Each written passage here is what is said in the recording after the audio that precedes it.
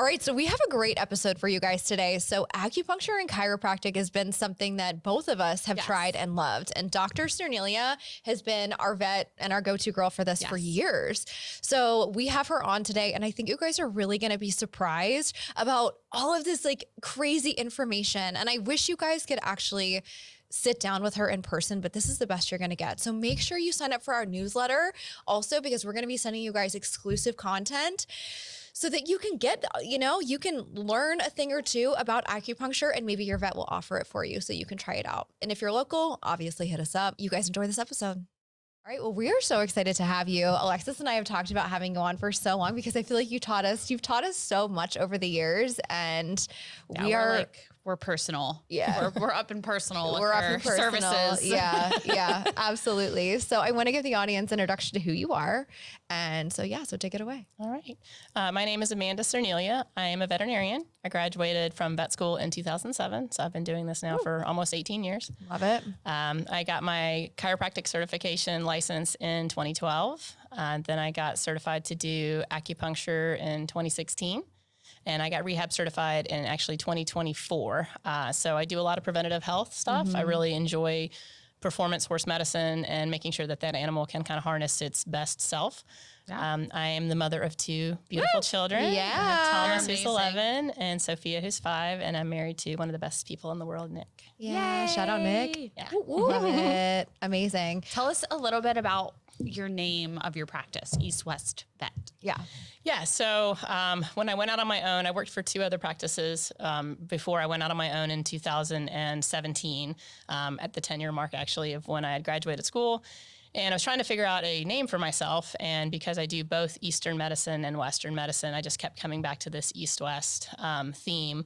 And then actually my little sister did my logo for it as well. Oh, which nice. Is really I honestly didn't even know that. Yeah. What? So like the horse on the weather vane, like the East-West. So it's like, but she was like, what do you want to do for that? And I'm like, I have no idea. And she's an artist like you. Yeah. So I was like, you just tell me what you envision when you hear that. And she's like, I'm thinking a horse on a weather vane. That's perfect. East and West. And I get more compliments on my logo than anything else. That's amazing. Well, no, I didn't even know that it was like the Eastern and Western medicine. Yeah. That is so cool. I'm an idiot. I should have realized but people are like, is it because you do East and West Georgia? I get that question actually a fair bit. You'd be surprised. Yeah. It's East and West medicine, but so that's why we named it that. Oh my gosh. Okay. Well, I think that we should both kind of just like kick off and talk about how we got introduced into Amanda's practice and how she has taught us her ways. And, because I'll be perfectly honest, like, the chiro, I grew up with Leoman. I don't know if you know her. I remember. You know her.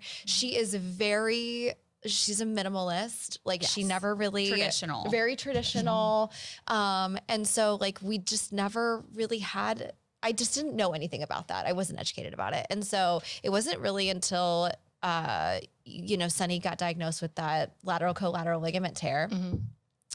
And you were like, well, I really think, because we were doing shockwave, but you were like, I really think that we should try acupuncture. And that was the first time I'd ever, that was the first time I'd ever had experience with it. And you had recommended it. And I was like, okay, let's just try it. And when I tell you, and Sonny's a redheaded thoroughbred. Mm-hmm. And so he's always very, very sensitive. Yeah. And when he stood, and it was at your parents' house. Oh, was it? Yeah, that was the first time. And when he stood in the wash rack and when Amanda put those needles in and that horse just went, whew, I mean, it was like, I was like, this shit is magic. Like, oh my God. Cause she was like, I remember Amanda was like, well, like sometimes they can have like different reactions to the needles and they may not like it. Sonny was like in heaven. Yeah. I remember you being like, I'm obsessed. Like you have to do it. And I'm like, I'm going to do like chiropractic. She's like, no, you need to do the acupuncture on him. Try that instead. And I'm like, we've done both. Like I got this, but like you were like obsessed with it. I know. I was so amazing. into it. It's so amazing. Yeah. And I mean, you've done chiro for a long time, way longer than me. Well, I've known Amanda forever. Yeah. When did you start? I guess, I don't know. As long as I've had Bugsy, which is forever, you've been my vet. So, we did chiropractic kind of where I started with him. And the barn I started him with had a chiropractor, like not a veterinarian, but a chiropractor that worked and came to the barn and did all that. And so that's how I got started with the practice of chiropractic and really wanting that for my animals. And then when Amanda got certified and became kind of that part of her service, I was like, oh, heck yeah. And so ever since then, we've used chiropractic on all of mine. And then when you were getting, what am I saying? Acupuncture certified, you practiced on Bugsy. Yeah. Oh, I love that. Yeah. She was like, can I practice on him? And I was like, absolutely. Yeah, sure. Oh, well, and I'll never forget when I walked into the barn at Brittmore and Amanda was doing acupuncture and you were like, I've been getting these like migraines. And she's like, here, let me put this needle in your neck. Oh, I loved it. And I was like, what is happening? Yeah. I loved it. It works, guys. It works. She put the needle in the back of my neck and the headache was gone. And I mean, and they're like, sold. I mean, there's Alexis just standing there with this needle in her neck and I'm just like, you're like, is she crazy? Shit. What is going on? But you were like, you're like, this is amazing. Yeah, it's great. I highly, highly recommend for human or horse. Yeah. Okay. So let's talk about, Amanda, your personal experience. Like, how did you get into this part of your business? Like, what made you want to incorporate it? Honestly, when I was doing it was the summer actually before I went to vet school and I was doing one last hour push to like get my large animal hours. I went to work for my stepmother's vet and he did large animal, mainly horses, and he did chiropractic and acupuncture work. And so some of these warm blood jumpers, I mean, you could barely touch their pole and they were just resistant to any pressure and not lame, but just not performing at their best, missing jumps, pulling rails, that kind of thing. And he would go in and treat these animals with needles and manually with his hands for chiropractic. And, you know, then they would be putty. I mean, like you said, I mean, the response was real. The horse would put his head down. You could rub all over its ears after and before. They would pin their ear straight back, like, don't touch me. Yeah. So even going into vet school, at that point, I was like, there's some magic to whatever he was doing. Right. But that was my first experience with it. And so I came out of vet school knowing that I absolutely wanted to incorporate that because animals are just truthful. They're honest. They wear it on their sleeves. People, you know, they can convince themselves that they feel better or, you know, they can lie to themselves about their health. Whereas animals, it's like they're going to be better or they're not. Yeah. Like there's no, you know, any kind of placebo there really. So yeah, that's how I got introduced to it. And I just always knew that I wanted to do it. And I've been fascinated with how can we make health last longer versus like disease damage control, which is kind of more the Western model, and not to poo-poo Western medicine because it's needed and there's times and places for all of it. But I definitely feel like the health spectrum, if you can prevent disease from happening in the first place and use the body's own ability to like keep itself healthy, then why wouldn't you want to tap into that? Yeah, absolutely. That's amazing. So, well, just right out of the bat, like, do you have one out of the chiro and the acupuncture that you like prefer? It's so hard. It really depends. I mean, the acupuncture is definitely, I think, more involved. Yeah. And it's more of a science. I mean, the chiropractic, and I don't want to dumb it down, but it's if something is stuck and fixed in a location, you can put a thrust into it, break up that fixation, which is usually just like adhesions and micro stickiness from just normal wear and tear in the body. And you're just breaking that up and reestablishing range of motion. So it's more like manual feeling, putting in a thrust and an adjustment where you need to, and then relieving that.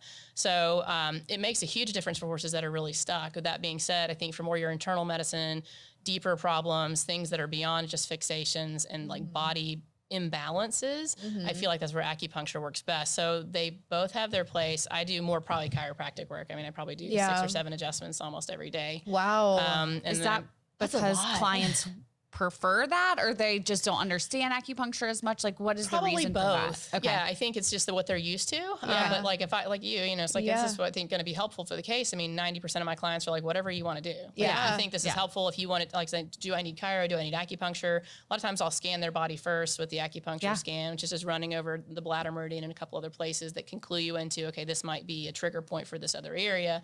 So it can kind of give you a general body idea of what pain points, what they might be going through, plus the history and all the other things with their constitution as a horse, like what their like underlying behavior is. Yeah. And then I'll adjust, and then I'll go back and rescan them. And if a lot of those things cleared out with the adjustment, then sometimes I'm like, okay, well, obviously some of those points were painful because things were stuck and fixated. But if I come back and there's still a lot residual, then we'll do acupuncture. medicine issues, we use more acupuncture for like non-sweating. That's my first go-to. I don't even bother with Western traditional methods anymore. I mean, it's so effective to do acupuncture on the non-sweaters. I mean, I've had horses that like have these weird patches of sweating. Really? You do one little session of acupuncture and then they sweat more efficiently, and then that That's one amazing. spot goes away. Like it's supposed to be doing more normal. Yeah. And so can you give, okay, so I have like 5 different questions like rolling around in my head. I know. Be ready. Gear up, okay? Okay, so I definitely want you to give like a crash course of acupuncture, you know, just because I feel like it's very educational. But I also think that the reason why like acupuncture, it's kind of like you're almost like a, what is the person that like a medium or something, like somebody. No, like, it's a very spiritual experience. Well, because it's almost like, I remember the first time you did it, and because I was kind of like, oh no. It's energy, you know. It's woo-woo. Yeah, and you started doing the points, right? And we'll talk about that in a minute. But like the points don't lie, right? So it's kind of like, I was like, I'm going to go into this. I'm not going to say anything about like what's going on. Oh, or, yeah, like, what you're the like issues testing are, her. Yeah. Right? And so I'm like, okay, like I'm not going to say anything. And she's like, oh, well, it feels like, you know, these are the points he's picking up on. And I'm like, oh my God. Like, how do you like, you know, it's same thing when you talk to like a psychic or like a medium or somebody, you're like, I'm not going to say anything. And most of the time I feel like they're not, you know, they're like, your horse is brown or something. And he likes the purple lead rope. Right. Yeah. But this is something that like you know, especially I felt like more with Ollie when you did him, that like you really knew, you know, these points that we had been struggling with. And I was like, damn. Can't hide from her, you know, like she really knows. So do like a crash course. Like I know some of you are going to be watching, some of you are going to be listening. So, you know, just kind of like a crash course of like when you walk in doing an acupuncture client, like what are the first things you do and like your process? Sure. And just how I generally explain acupuncture to people they know now really that what we're working on, they call them meridians, which are these lines that go on the body. And 2,000-3,000 years ago when they were discovering in people and horses, they were equating it to, you know, just areas of the body because they didn't know about the nervous system. And so really most of these points and the meridians are close to or interact with the peripheral nerves. So we're actually really affecting the nervous system. So that's how truly it works. You're working on the nervous system, and that's why sometimes a point up here is actually triggering, you know, point down in the foot or a fetlock point, but that's where that peripheral nerve will end. And so like it's triggering, like you go there and it's like, no, this spot down here is like on fire. So it's actually you're waking up the nervous system or taking the nervous system down, because depending on what you have, it's just like Western medicine. If you have infection, inflammation, okay, so that's heat, that's excess, you have too much of something. But there can also be deficiencies. So if you have not enough like flow through the body and all that, so you just have to decide, is this horse having too much of something? Does it have not enough? Do I need to boost this? Do I need to try to tone that down? So you're balancing the body. I mean, the yin and the yang, everybody knows that little black and white symbol. And one is basically the female side of the body and the male side of the body. And it's like light and dark, you know, cold and hot, and they're basically opposites, but they have to be together. Like you have to have one to have the other. So they're not, you know, they're mutually beneficial to one another, and in balance, then the body works the way it's supposed to. So if something is out of balance, then the body's not going to work right. So what we do when we go in, one of the first things I do is check their pulses, because you can actually tell different things about the different side of the body. The left side is more your yin side. That's more your air conditioning, your deeper things, like your more functional organs. The right side of the body is your yang side, more the heater side of the body, more superficial things. And you can tell just depending, and then there's levels of pulses. It can get into, you know, if the human acupuncturist like will feel the wrist in different locations, and you have different things that they're checking for: lung, heart, kidney yang, kidney yin on the left. So they can get real specific. And how does the pulse feel? Does it feel slippery? Like when you're pregnant, your pulse will be slippery. And you can actually appreciate that. Like even in horses sometimes, which can also just be more chronic disease state. And like extra blood flow, which is what you experience in pregnancy. So there's different things you can appreciate. Is it wiry? Is it bounding? You know, like those is it deep? Is it weak? And those superficial, like you just go through the pulses, and that can tell you a lot just by feeling the pulses on a horse or a human as to what is going on deeper in the body. Wow, that's insane. It really is. And then you can look, I need to be closer. Then you can look at the tongue. And the tongue, there's different locations. I have a picture. I don't know if that's helpful or not. Yeah. And so there's different locations on the tongue. The tip is more your heart, which is the fire element. Basically, acupuncture, to boil it down, there's 5 elements that they concentrate on. And each of these meridians will go through one or more of the elements. And so depending on what you're treating, which meridian you're treating that element. And all those elements have different characteristics. Like your fire animal, your fire element is going to be more your party person. Like they like to be the center of attention. Everybody likes them. They're fun. They're boisterous. But when they get out of balance, they tend to have those like what we call Shen disturbances, where the mind is disturbed. So they will get like manic. Maybe they don't sleep. Maybe they have like separation anxiety. Those kinds of things are a heart element, fire element that is not in control. So there's 5 elements that we treat. The meridians go on those elements. But again, now we know from PET scans when you're treating different things that it lights up centers in the brain. Right, that are, yeah. you know, so we know that we're treating peripheral nerves. We know we're treating the nervous system. Wow. But so the pulses will kind of clue you into like what maybe is going on. Do you have deficiency? Do you have excess? Do you like, do you have slippery, wiry? Like what's the feel of the pulse? How's the animal? Where is that location? So then you can start narrowing down. Then you can look at the tongue. And if you have red sides, that's going to be your wood, like liver, so you can start looking at the tongue to tell things. How often did they let you look at their tongue? Oh, all the time. Really? I mean, usually just like open the lips on the side a little bit and go in and take a look, and you can Okay. see. And then you can see how thick is the tongue. Is it swollen? Is it pale? Is it purple? Is it red? Does it have a coating on it? Yeah. Does it have like little scalloped edges? Like there's so much you can tell just by looking at your own tongue or a horse's tongue as to what's going on. I know. Don't look at my tongue. Everybody's you gonna guys, go, yeah, I know. If you think I'm not going home immediately and looking at your Googling tongue, it, and especially when you yeah. like acupuncture tongue diagnostics, like if you Oh, go on God. Google, I mean, it will show, Lord. it kind of gets gross because you're like, oh man, there's just so many tongues to look at. But it, like, you're like, oh, it's a yellow coating. Oh, I can see the thin white coating. And Oh my gosh. yeah, and then it can clue you into like, do you have heat? Do you have damp? Do you have these kind of conditions going on? Do you have access? So you can tell a lot just by looking at their tongue and just by feeling their pulses. That's so cool. And then you have the history. So he's been doing this, he's been doing that. And then you start your scan. So you go on the bladder meridian and a couple other places to scan along the body, and I have videos of that so I can send you this whole thing. Yeah. And then that will tell you, okay, so maybe he's got a left front fetlock issue, and it was something like the hocks are scanning or the hip. It can get pretty specific to the area of the body that's affected. And then we put in needles. And so depending on what they've got, if we have an excess, we are going to try to like bring that back down. If they have a deficiency, we're going to try to boost things up. And then depending on what's going on, we'll treat that element, that set of meridians. And usually after about 30 or 45 minutes, they're, like you said, they usually appreciate it, relaxed for a good long while. And then we usually do a couple of treatments. And if it's an acute disease, like an anhidrosis, one that's not sweating, those usually are correctable and you don't have to come back. If it's more of a performance issue, like a chronic lameness issue, just like anything else, you're probably going to need maintenance to keep them feeling good and keep them cleaned up. But if you can balance their body out and keep their body in balance, they're going to stay better longer and hopefully not need that Western medicine any sooner than they have to have it with joint injections and pain meds. Dang. That's insane. That is amazing. So when can I schedule my horses? Yeah, I know. I'm thinking, I'm like, after horse shows, they get nice and tense and they've used their body all weekend and they've jumped for, 3, 4, 5 days in a row. It's like, you're putting wear and tear on their body. And that is just such a prevention's not a thing. Yeah. That was readily available in the past. And, when we first started, like you were saying, trainers were kind of more traditional and, viewed at the horse shows and, you're good to go. But there's a lot of prevention that keeps a horse going. They're athletes just like, any other. And so having that prevention is huge. And that's what I've loved about it is prevention. I don't want to wait until, I'm having to do injections every 6 months. I want to prevent that. And I want to give that horse longevity. So that's the thing. You've used it in a like healing sense and I've used it in a preventative sense. And when we do it, I think I try to do it.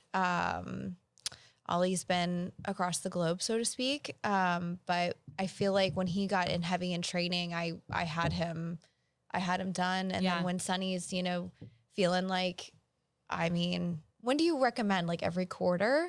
So if they're normal and they're kind of just dealing with a maintenance kind of schedule, usually once we get them in line, I usually tell people change of seasons because that can be an attack. Stressful. So, different things that can invade the body. One of them is cold.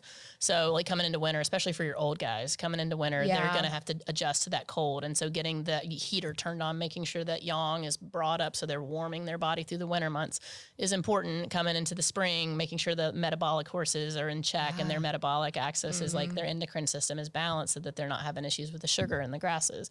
So usually change of seasons if you're doing more of a maintenance plan, like every quarter, like you said, but I usually try to tell people to try to do it more when you're starting to have that change of season, and you'll get a much more effective treatment out of it. Yeah. That's amazing.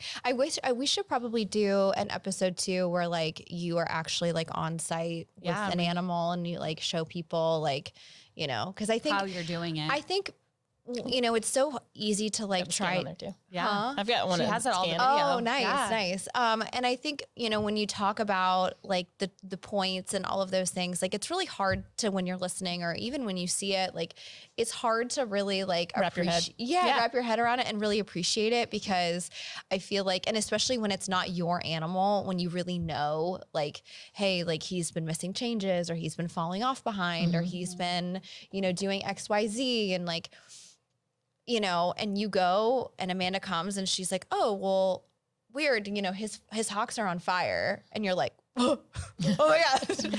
So like, you know, it's really just this appreciation that you have, especially when it's your animal. But like, I hope you guys can get some kind of, you know, visual and understanding of like, you know, how really accurate this stuff is. Yeah. I mean, that's what I think is mind blowing. It is a science. Yeah. And of course, when I was going through studying, my husband would make fun. He's like, you sound like Captain Planet over there with your earth, metal, water, and fire. Oh my God. It is kind of woo-woo, but I mean, they have textbooks from 3,000 years ago with horse pictures and acupuncture points on horses, and they have needles from even longer from people. I mean, you know, the Chinese, and of course they're like in the spring, you know, the wood is blooming, and so you have the green and like all the things, and that's the liver element, that's the wood element. And so, you know, they had to observe. That's all they had was the power of observation. And then when they started doing, you know, dissections, and could say, oh, like this actually does go into this thing. It all kind of fit together. And it was kind of cool to me how observant they really were, and how sometimes we're so dependent on diagnostic tests and things like that. And we forget to use our hands and like really pay attention to the animal. And I know it does sound real woo-woo, but like, you know, if you ask them questions with a scan and like listen to their pulses and listen to their body, you can get a ton of feedback. But it's just, again, I think we always want to go deep with palpation. We always want to dive right into the blood tests. Like fix the problem. We want to fix the problem. We're in damage control mode, right? And I'm like, you know, sometimes you just have to like stay back, listen, and the body's like, you know, what do you, like said, what's the history? What's going on with your horse? What are you noticing that's different? Does he seem like he's seeking warm or cold? Or is he avoiding this situation? Does he eat his grain first? All those things can matter because it tells you what's going on in their body, and you can just balance them out. Well, yeah. And even like with human medicine, you know, I think that it starts to get so data and like science and textbook that you start really focusing on, you know, like what's actually happening, you know? I mean, I think that if you don't, because we've talked a lot about this too, you know, sometimes, you know, with all of my ailments, you know, you're like, well, that doesn't really, Alexis is my doctor. So I don't qualifier. I don't know anything about adults. She's not a doctor, but I do babies. She does do babies. And so basically she's my doctor. So like sometimes like symptoms and things don't always like match up to like what the problem is, and everybody's so different, and everybody's like, you know, levels are so different. And so I think it's like, I mean, same for animals, you know, I mean, medicine is very like, especially human medicine is very, it's not focused on prevention. Yeah. It's now I have a problem and now I need these pills. And then you go to multiple specialists, and there's not really like a wholesome, a holistic.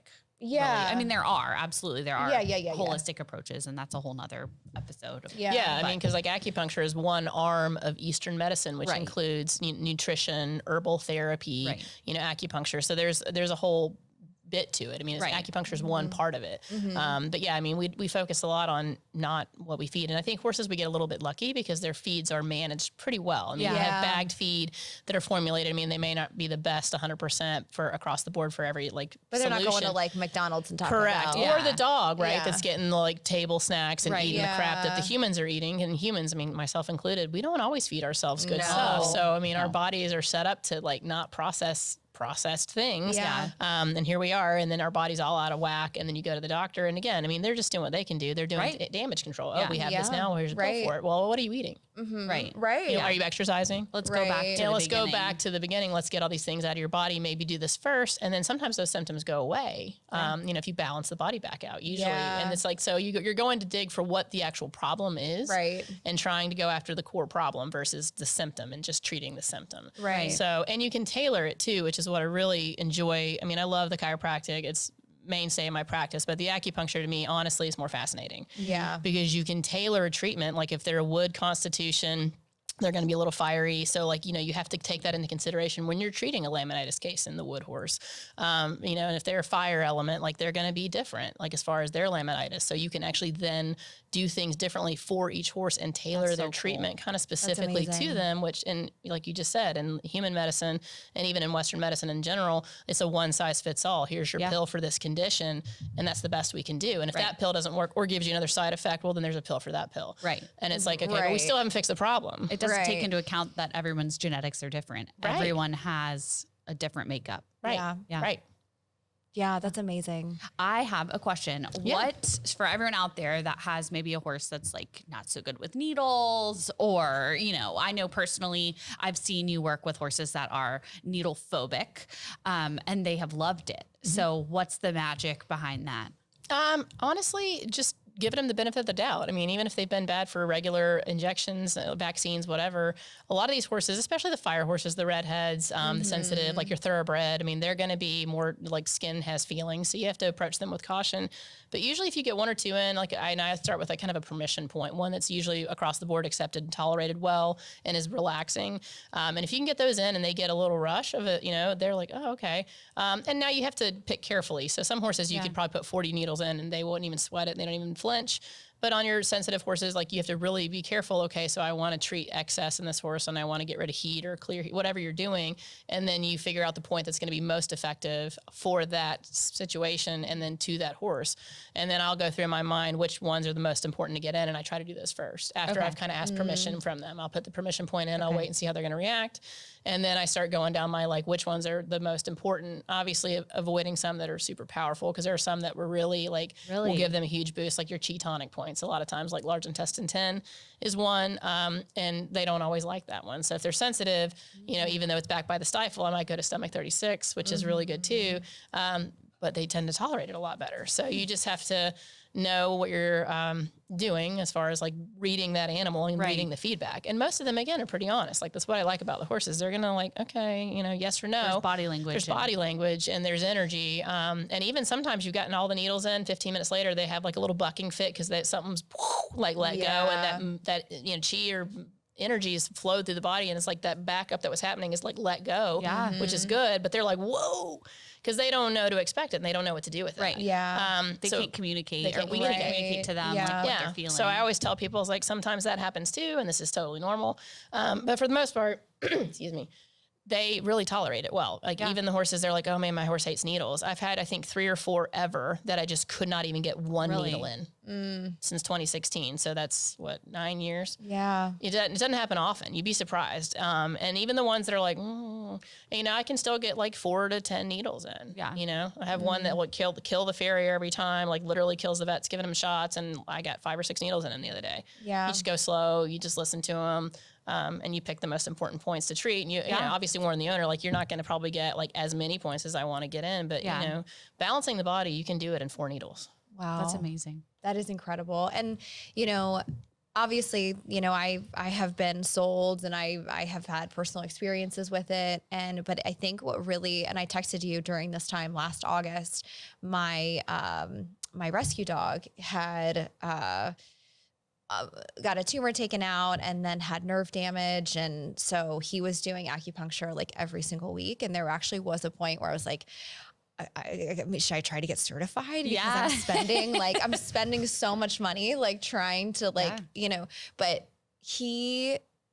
just the difference that it made was, he had like a very severe issue. Yeah. So, he would be up after our appointment and then within the next 2 days he would be back down. And so it was just, his issue was just too severe. Yeah. But he would just go into that room and just melt into the ground. And it was just incredible. I mean, everybody, like, you know, we went every week, sometimes twice a week, and everybody at the vet's office, like, would just nose him. They would put his little babbling brook, like, you know, music on, turn the lights down, and he would just like zen out. And we did the electro, ones or the, let's talk about that. Yeah. So what are the differences of just the regular needles and then pretty much all your products? Yeah. Let's hear it. So the needles. these are acupuncture needles, and they're disposable. So you use one at a time. You open them up, and they have. These are animal only. So you can use these in people. These are probably a little bit thick as far as the gauge, Okay. so they might hurt a person more or a dog more because they're just a little bit bigger. And yeah, you just go wherever the point would be. Will you lower your laptop? Oh. Yeah. So, and that's the little guide tube. So you basically would stick it where you wanted to stick it. Like if you wanted to put it here, this is large intestine 4. It has a guide tube. It's an immune mediated just point. stuck a needle in. So, Oh my God. and you just kind of twist and you put it in. Obviously it's a horse needle, so it's a little big, but you know, it's a little tiny needle. They barely feel it. I didn't feel that go in at all. It's very flexible. It's very flexible. Yeah. So that itself, if you're putting in just a needle, yourself. it's a dry needle. And then we can add things like electrical stim, where we hook them up to this machine, which will stimulate a pulse basically, and it will put in energy and hopefully make that point a little bit more effective. Do they tolerate that? It depends. The fire animals don't really like the fire. So this is kind of a, like more of a, you know, abrupt thing. So in my older guys, like my yang deficient horses that are just like, and chi deficient, like they love this.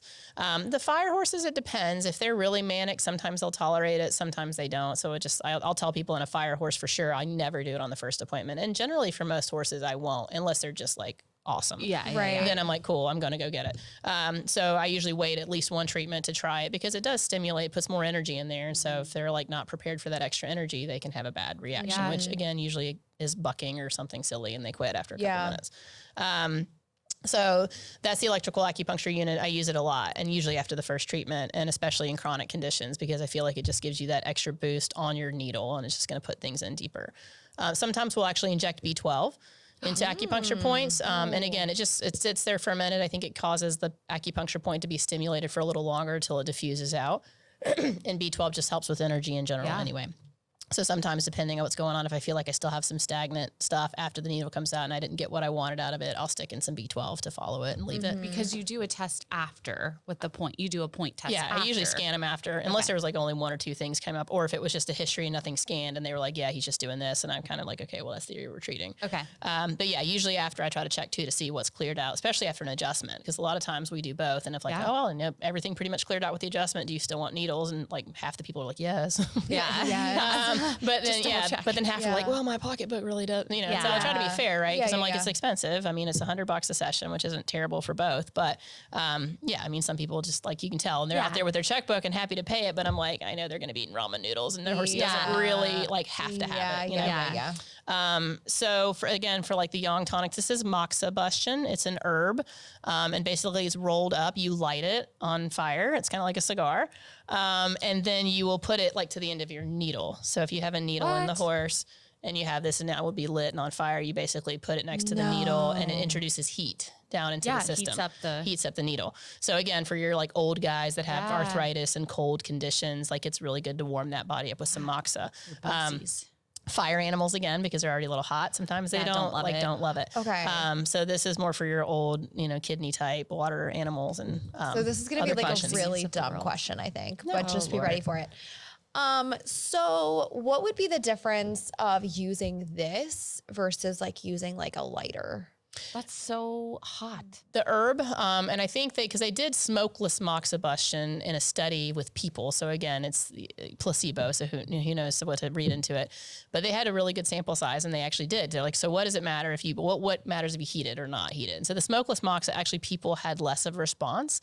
So there is that herb being smoked out, and like I think it just helps the body as well. Yeah. So there's something with the actual herb that's being burnt too. Okay. And that smell of it. That's what I was trying to get at. So I was trying to like, you know, is it the actual heat? Is it the herb burning? Is it, I think it's both. Yeah. I think you probably could with just a lighter introduce heat. I mean, there's no doubt that holding heat next to that needle would still get you some nice heat introduction. Right. But the actual herb burning as well, I think is more for the sensory part of it. But they did a lot of studies with people, and basically they asked them to like verify, and they actually had people that were really good practitioners that checked these people after for their conditions, and they did not respond as well with the smokeless moxibustion. That's amazing. So it's a whole body experience. It really is kind of what we're talking about. Well, like you said, the spa music. I mean, that one time I came to do FIG. Yeah. She had on the spa channel. It was great. Oh my God. Yes. Now, do you feel like I know you do chiro a lot. So do you seem to have like reactions, like better or worse reactions to either one?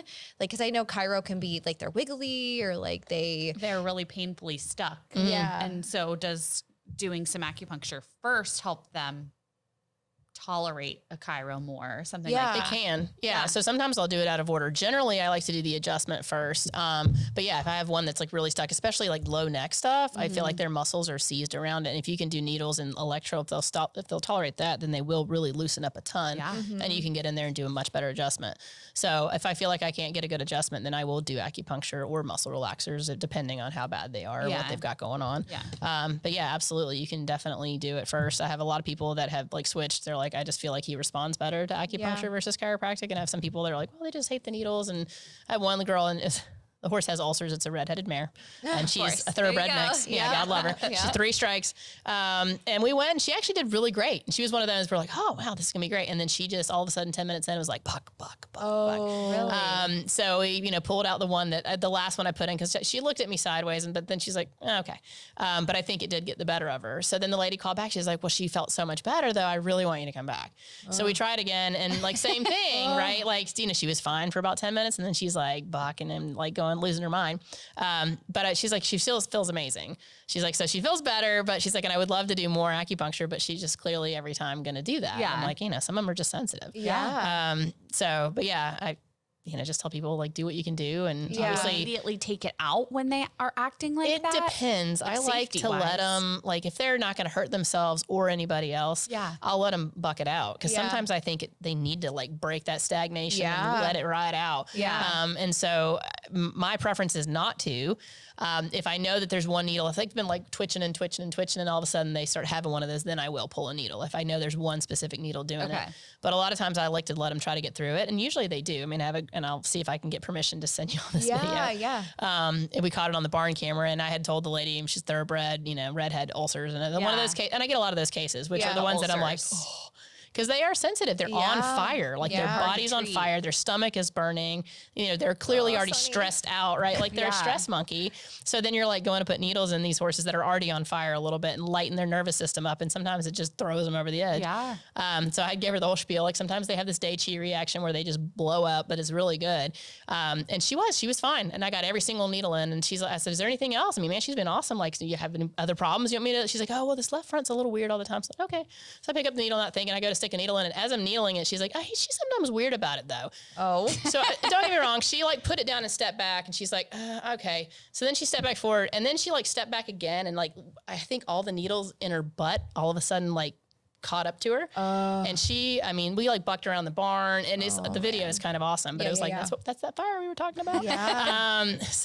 But she then like licked and chewed for about 20 minutes. Wow. And then stayed asleep for an hour. The owner's like, I just left her in the barn, like cross-tied. I was going to like put her back in her house. But after you left, she stayed there for another hour. Like, like she needed that. Yeah. And it was the release that she needed. I mean, and sometimes they're powerful animals, and what they choose to do with that powerful emotion, you don't always have control over that. Yeah. So I usually warn the people, but I think I've had 6 in, again, 9 years that have like had this vicious reaction. And it's I mean, usually once they do it, they get over it, and then they like let go. Right. So Hudson.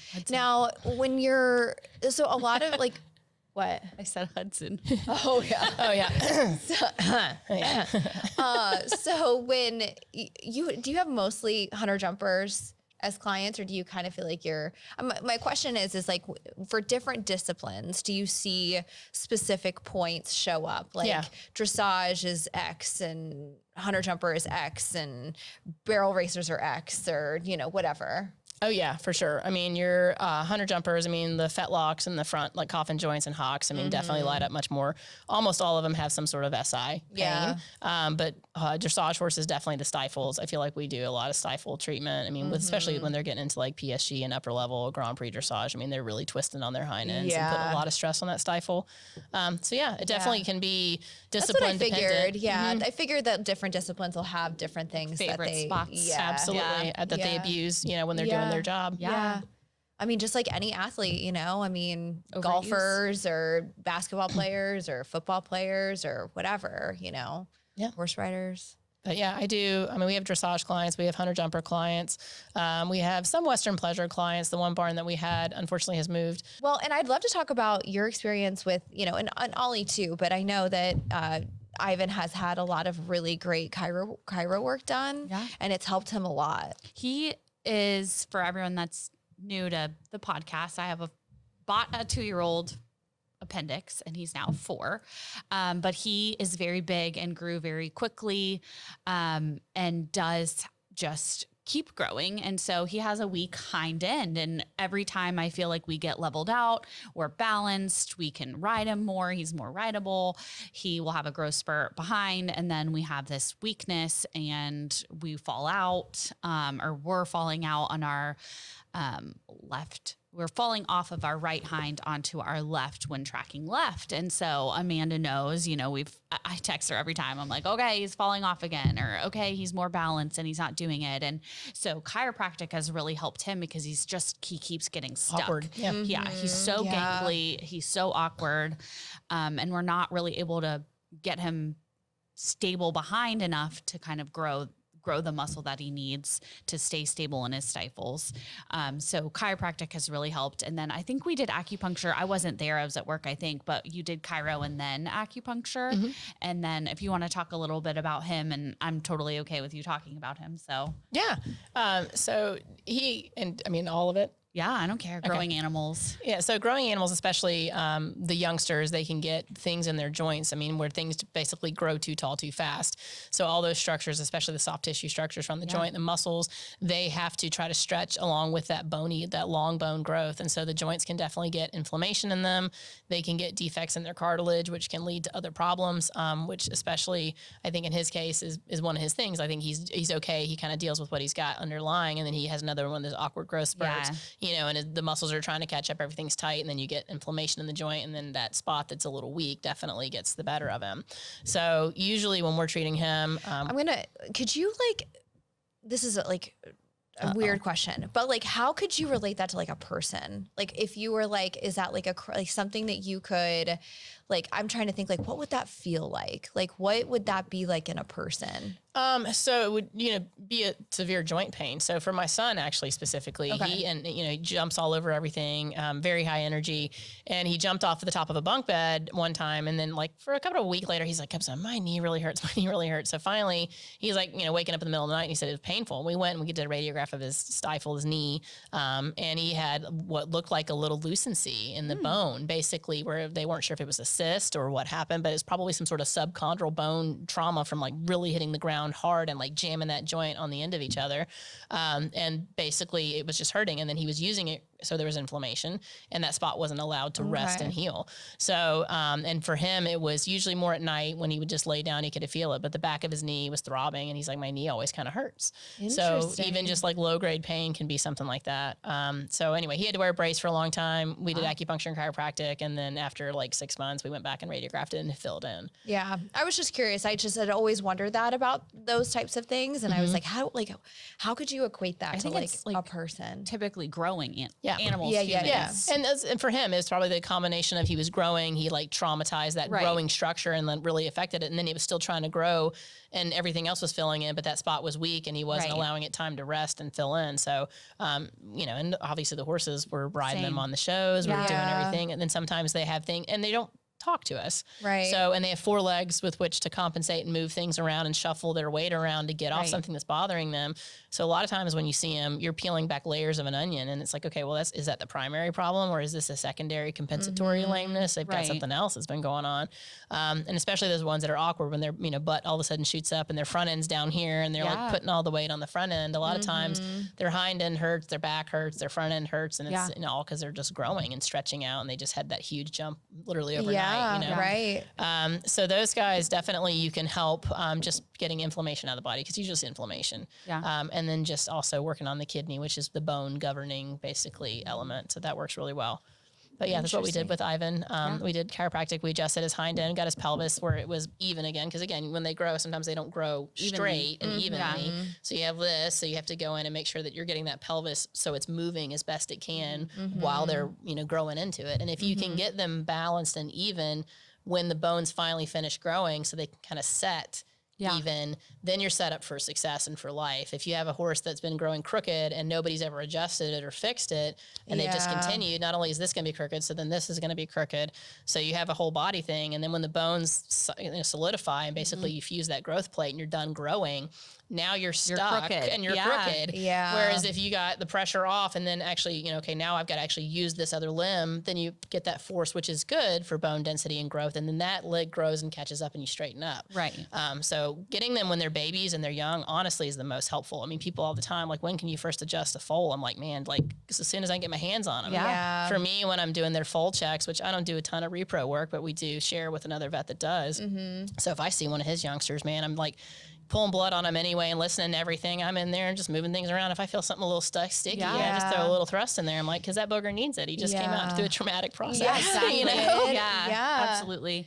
And it's wild because, like I said, I just never grew up with this, a part of our routine, and like we didn't do a whole lot of maintenance anyway. So I just think back to the horses I rode and like, so I'm much like, benefit. I'm like, man, I wonder if they were like going through it. And, we had XYZ issues, and I just wonder, like, you can go down a rabbit hole if you start really thinking about it. But then, see, all you can do is, what we currently are doing. And, so. I will say, like, it's having 2 different horses and 2 different horses that get chiroed by Amanda. Yeah. You start to learn kind of what each horse has. Chocolate's issues are very different than Ivan's, and Ivan's consistently are, his hips and his pelvis is always like every single time it's out. Yeah. And it's because he's a growing baby and he's growing inconsistently and just kind of crazy. And Chocolate's issues are he's older and he's had a career and he's already fully grown. So his issues are consistently the same, his hocks and his hind end or whatever are just going to be different. And it's really cool to kind of get to know your animal in that way. And you wouldn't unless you were exploring these things like acupuncture and chiropractic. Right. I think it makes you more observant. I have people all the time, when we're doing it, I'm like, okay, so they should be figurating their pelvis. Like, you should be noticing the tail kind of doing this when they're walking. And if all of a sudden you're like, and it's like sticky and it's not like, you don't see this nice little figure 8 motion. So people are like, oh, his butt's not doing that 8 thing anymore. And I call you about it. And I'm like, when you're doing your stretches and you notice that they're not doing their stretches as well, they're fixated somewhere. So it makes people more aware and it gets them on board too. I mean, because if you can stretch out your horse's longevity for just life, but also for performance, who doesn't want that? And so it makes people get on board, and then they're vested in it. And then they get more excited when they see that feedback. They're like, okay, this horse is moving better, and I get that, he's just jumping clear. He's not pulling to the left anymore, whatever. Yeah. And then they're like, oh, he's pulling left again. Like, I think I need you to come out before we have a problem, because you pull left long enough, you're eventually going to have a right front tendon injury or something. Right. Well, And like, I think about, like, I lean right all of the time. Like, I lean right no matter what direction. It's like a chronic thing. All my horses go to the right. And so I'm like, damn. And so you're always like the right side. And I'm like, damn it. My fault. I had one, and it was so funny. It was early on in my practice, so I was just still trying to be like nice about it. But the horse she kept calling me back. She's like, every couple of weeks, she's like, he's good for like 10 days, and then he's falling out again. And I was like, you need to go. After the 4th time, I was like, you need to go to the chiropractor. Yeah. Because you're locked up and this horse is like trying to come through and move. And you're like stuck and you're keeping him. So you're making your horse stuck. Yeah. And vice versa. Like if your horse has a problem, I mean, because, you know, with the hippotherapy, they've spent billions trying to figure out a mechanical horse that makes that same figure 8 motion that our pelvis makes. I mean, we are made to go together. Right. Yeah. So like when you're moving, your horse is moving. And like that, it stimulates the nervous system for these kids that are, you know, quadriplegic, paraplegic. Yeah. They get on the horse and that pelvis moving and the horse moves that person's pelvis as well. So you're linked together. And I tell people all the time, if you're having the same stuff and I'm coming back and fixing this repeatedly, it's you. Yeah. Not that you're riding poorly, but like maybe your pelvis is a mess. Like you might need to go get an adjustment, you know? And then she resisted forever. She's like, why would I do that? I was like, well, why are you paying for your horse to get adjusted if you don't believe in it? Right. Yeah, right. Yeah. And then she was like head smack and she went and she's like, oh my God, he hasn't been stuck in like a month. Like, well, yeah, stay on schedule. You stay on your schedule. We'll stay on mine and we'll be fine. Yeah. It's crazy too. Like you can switch horses or like Bugsy would always like when he was younger, he would swap off in front of the jump, swap off in front of the jump. Other people start riding, he stops doing it. And Julie's like, it's you. And I was like, oh.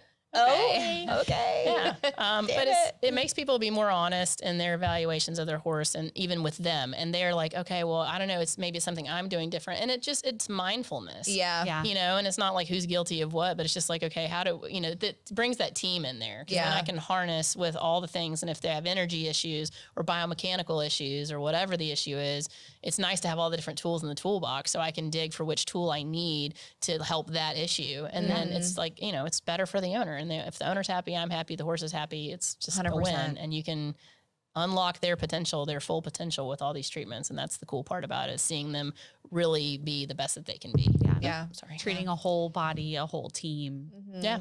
It's not just the horse and they're not just work horses. No, literally. They're part of a family for most people. Yeah, for sure. Well, we really appreciate you coming on today. Thank you. I know. We could probably talk about this for hours and hours. But we're going to share your PowerPoint. I know I'm going to watch it for sure. Yeah, absolutely. That would be wonderful. Yeah.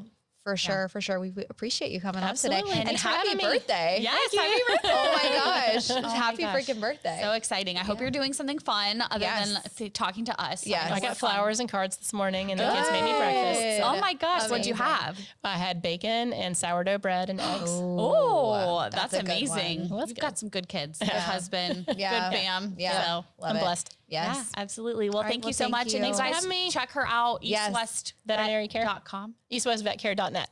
.net. Yeah. Excuse me. And we're on definitely Facebook. Go check her out. Yeah. Absolutely. Awesome. Thanks, guys. Well, friends, thank you for tuning in to another episode of the Adult Amateurs Guidebook Podcast. We hope you enjoyed the discussion as always, and be sure to like and subscribe for more real and authentic conversations about the struggles and triumphs of balancing life and horses. Until next time, cheers to adulting and happy riding, friends.